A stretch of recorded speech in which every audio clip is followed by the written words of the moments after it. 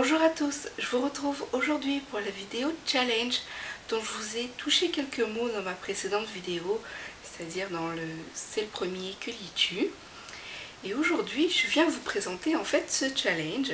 Donc je ne sais pas si vous vous souvenez, mais l'hiver dernier, Mani et moi-même avons inauguré un rendez-vous qui s'appelle Tibouni's Bookish Challenge, où le concept est de choisir les lectures de l'autre sur un thème donné entre guillemets.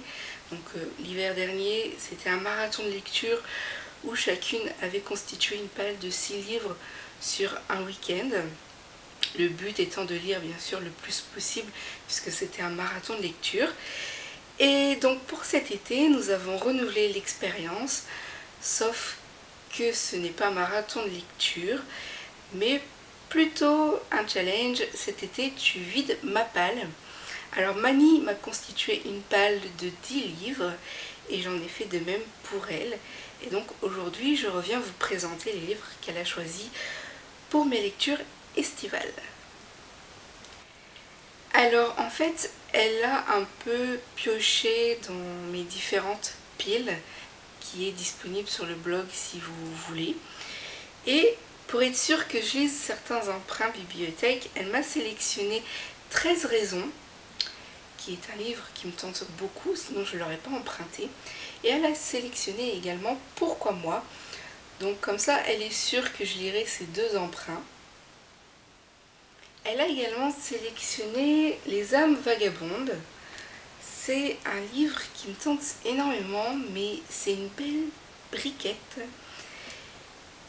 Et je ferai mon possible pour essayer de le lire cet été, même si pour moi ça n'a pas l'air d'être une lecture estivale, mais plutôt hivernale. Donc à voir ce qu'il me réserve. Pour rester dans les poches, elle a choisi le premier tome de La Communauté du Sud, que j'avais commencé à feuilleter vite fait à l'époque où je l'ai reçu, mais je n'ai pas été jusqu'au bout puisque je me suis penchée plus sur la série télé. Mais il me tente, hein, sinon il ne serait pas dans ma palle. Et elle a également choisi celui-ci, donc la réécriture en fait des Eaux de Hurlevent d'Émilie Brontë, que je me réjouis de lire. Donc Mani a pioché un livre dans ma pile à relire et elle a choisi Tatou. Donc c'est un livre que j'ai lu il y a très longtemps et il figure dans ma pile à relire parce que je souhaite en fait pouvoir le chroniquer sur le blog. Voilà.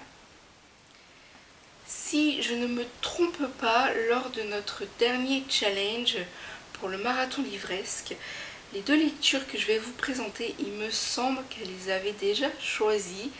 Donc apparemment ce sont des livres qui lui tiennent à cœur.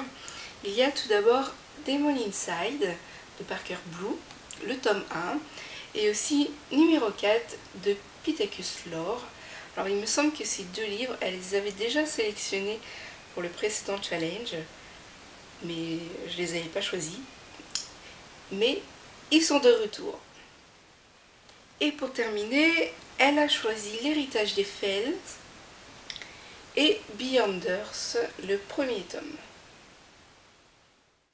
Donc, apparemment, d'après le petit mot qu'elle m'a laissé sur son billet, tous les livres qu'elle a choisis, ce sont des lectures qu'elle a adorées et qu'elle aimerait me faire découvrir. Pour ma part, je lui ai sélectionné pareil une dizaine de livres dont la moitié sont des coups de cœur que j'aimerais partager avec elle et le reste sont des lectures qui me tentent beaucoup. Donc n'hésitez pas à aller voir son billet ou le mien pour savoir ce que je lui ai sélectionné. Je vous mettrai toutes les infos dans la barre. Et puis je me souhaite un bon challenge estival. Normalement il commence à partir d'aujourd'hui, donc le 2, et il se terminera le 2 septembre. Et voilà, que du bonheur en perspective. J'espère que vous aussi vous allez profiter de l'été, même si le temps pour l'instant n'est pas au rendez-vous par chez moi. En tout cas, nous avons les livres, alors profitons-en. Je vous retrouve très vite, à bientôt.